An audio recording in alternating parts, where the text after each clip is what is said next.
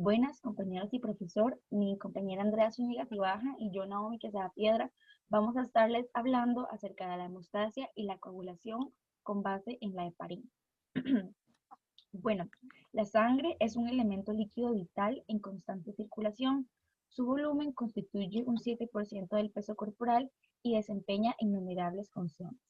Las venas, las arterias y los capilares por los que normalmente fluyen permite el paso controlado de líquido, gases y elementos figurados. La salida sin control de la sangre constituye una hemorragia, que puede ser arterial, venosa o capilar. Cualquier hemorragia desencadena una cascada, de fenómenos físico-químicos tendientes a corregir el problema, lo que se conoce como hemostasia. Los objetivos de este proceso son dos: hacer que la sangre se haga sólida, es decir, que coagule y ocluir la salida, y también reparar el daño del vaso. La hemostasia se puede mejorar apoyando el proceso de cualesquiera de sus pasos y es un elemento fundamental en cirugía. Los anticoagulantes son un grupo de sustancias de distinta naturaleza química relacionados con su efecto biológico. Se pueden dividir en anticoagulantes de acción directa, que son los que por sí solos son capaces de inhibir la cascada de la coagulación. Por ejemplo, los inhibidores directos de la trombina. También están los anticoagulantes de acción indirecta, que son aquellos que mediante su interacción con otras proteínas o actuando en otras vías metabólicas alteran el funcionamiento de la cascada de coagulación. Por ejemplo, los inhibidores mediadores por antitrombina 3, que son la heparina no fraccionada y la heparina de bajo peso molecular. Y también están los inhibidores de la síntesis de factores de coagulación, que son los derivados del bicumarol. Pueden administrarse por vía parental, ya sea subcutánea o endovenosa, para inducir un estado hipocoagulante en forma rápida. Cuando se administran por vía oral, el efecto anticoagulante es de lenta instalación. La heparina es un agente natural con acción anticoagulante. Los medicamentos disponibles comercialmente se aíslan y se extraen de la mucosa intestinal de cerdos o tejido pulmonar bovino.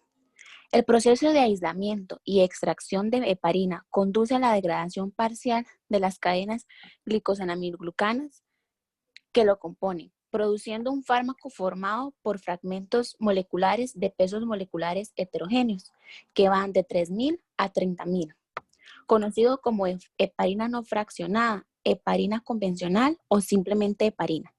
Las propiedades farmacocinéticas y farmacodinámicas de la heparina también presentan una gran heterogeneidad debido a las diferentes potencias anticoagulantes de acción presentadas por fracciones con diferentes pesos moleculares y también debido a la unión de la heparina o a las células plasmáticas y proteínas. Otro tipo de heparina disponible comercialmente, la heparina de bajo peso molecular, se compone de fragmentos moleculares con un peso molecular promedio de 5.000 y se obtiene por despolimerización ácida de heparina convencional, debido a la existencia de diferentes métodos de despolimerización. Hay diferentes heparinas de bajo peso molecular.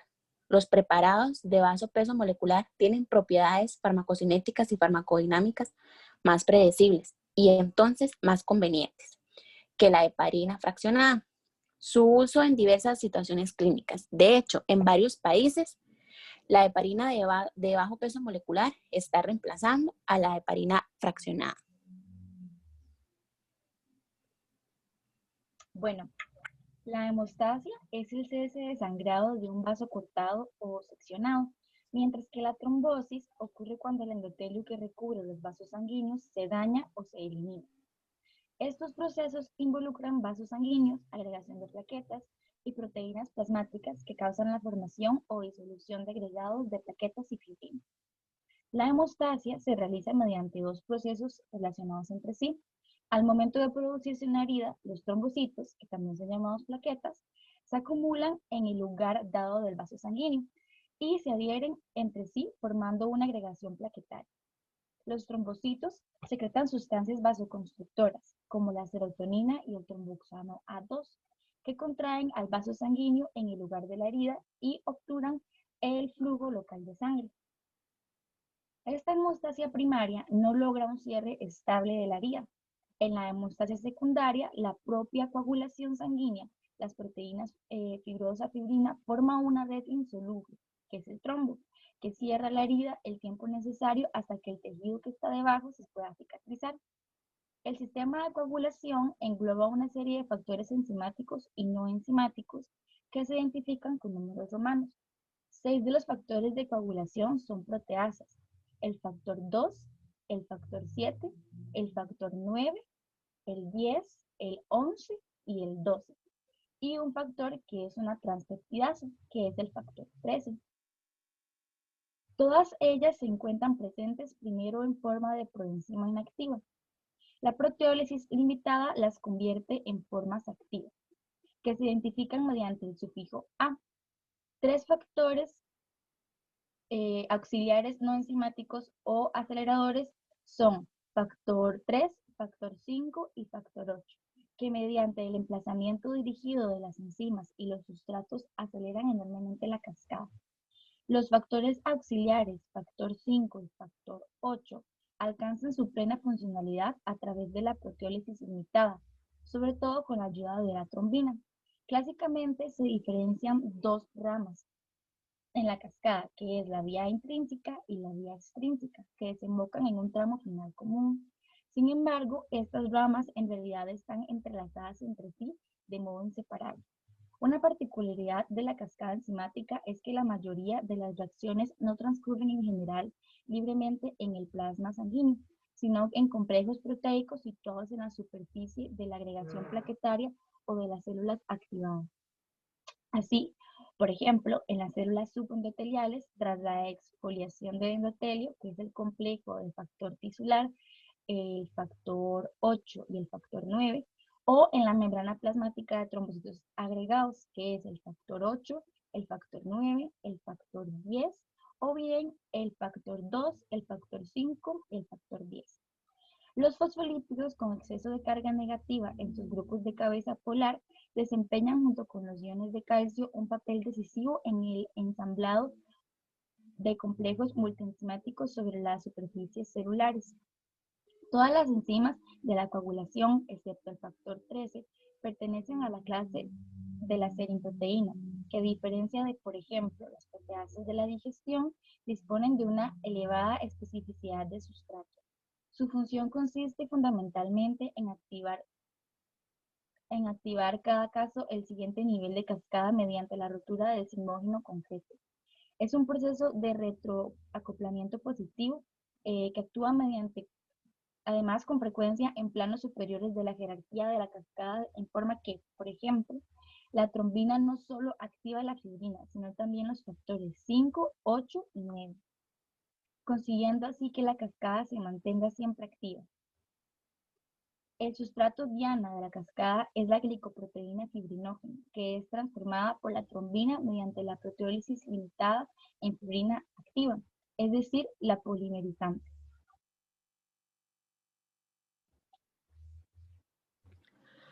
Y ahora les vamos a hablar de la biología de la coagulación.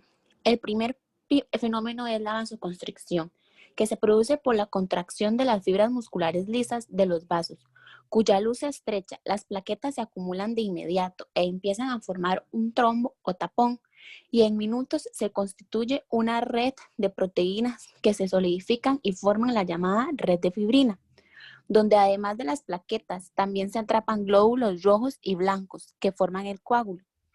La cascada de coagulación está integrada por 13 factores enzimáticos principales que interactúan uno sobre otro hasta obtener la fibrina y el coágulo. Los factores se conocen por números romanos y además por nombres propios. Algunos de ellos se encuentran en la sangre, intrínsecos, y otros en los tejidos, extrínsecos. El fibrinógeno, factor 1, es el antecedente líquido de la fibrina. En cuanto se rompe un vaso, los factores enzimáticos que están en los tejidos, los tisulares o extrínsecos, determinan que este factor se convierta en fibrina sólida y forme una red. Para que ello ocurra, es necesaria la acción de la trombina, que procede de la protrombina, que es el factor 2. Para que esta última empiece a actuar, es indispensable la activación de múltiples factores y subfactores, algunos tisulares y otros sanguíneos. Todos tienen que actuar en presencia del calcio iónico, que es el factor 4. Los factores 7, 10 y 5 son tisulares y los factores 12, 11, 9, 8, 10 y las plaquetas son sanguíneos o intrínsecos. En hemostasia quirúrgica, la formación del coágulo se favorece con el uso de gelatinas de celulosa oxidada, colágeno cristalizado y fibrina en polvo. Inmediatamente después de que se lesiona un vaso sobre la red de fibrina y el coágulo empieza a desplazarse las células que reparan la pared. Estas células son de colágeno, forman la cicatriz y reparan el daño. En ocasiones, la reparación es adecuada, aunque en otras es exagerada y llega a ocluir el vaso. Cuando un vaso se ocluye, otros más pequeños empiezan a aumentar su flujo para sustituir al inutilizado. La nueva irrigación casi siempre es perfectamente útil. A este proceso de revascularización se debe que en la mayoría de los casos los vasos ligados quirúrgicamente, al parecer, no hagan falta. Con respecto a la fluidez de la sangre, existe un conjunto de factores que en vez de coagular la sangre, la mantienen líquida, como los macrógrafos, que eliminan factores activados de la coagulación. Los principales son la antitrombina y la plasmina, que produce fibrinólisis, destrucción de los coágulos, y es activada por otra enzima, la calicreína, que convierte el plasminógeno en plasmina. Por otro lado, si la plasmina se libera dentro del plasma, el inhibidor alfa-2 se neutraliza y el fibrinógeno en la sangre no se destruye. La fibrinólisis es parte del mecanismo fibrinolítico del organismo. Los factores 5 y 7 sirven de sustratos para la fibrolisina. En condiciones normales, los coágulos se forman entre los tejidos o en las cavidades del organismo. Sufren fibrinólisis y tienden a licuarse a partir de una semana de su formación. Su fenómeno debe tenerse en mente para canalizar los hematomas coagulados, ya que los recientes requieren amplias incisiones y los no recientes se canalizan con más facilidad.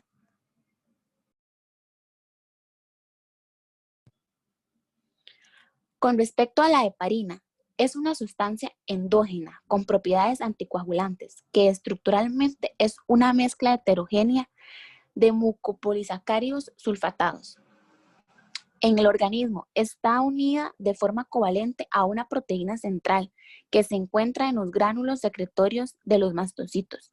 Actúa a través de la antitrombina 3, inactivando los factores coagulantes 9A, 10A, 11A y 12A, y la trombina, el factor 2A, con lo que evita la conversión del fibrinógeno a fibrina.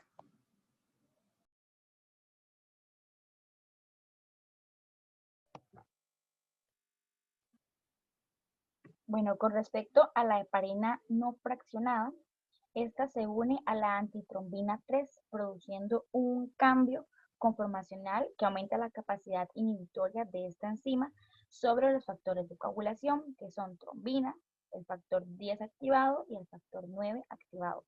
Para que la inactivación de la trombina sea acelerada, debe formarse un complejo terciario de antitrombina más heparina más trombina. El factor 10 activado solo requiere el cambio conformacional. La limitación biológica de la reacción está determinada por la incapacidad del complejo antitrombina más heparina de inhibir al factor 10 activado y a la trombina, que ya están unidos al coágulo. Con respecto a la heparina de bajo peso molecular, tal como la heparina no fraccionada, aceleran la inhibición del factor 10 activado y la trombina. Sin embargo, se diferencian en que las heparinas de bajo peso molecular inhiben más al factor 10 activado que a la trombina. Una relación de inactivación 10 activado, trombina de 4:1 a 2:1. Muchas gracias.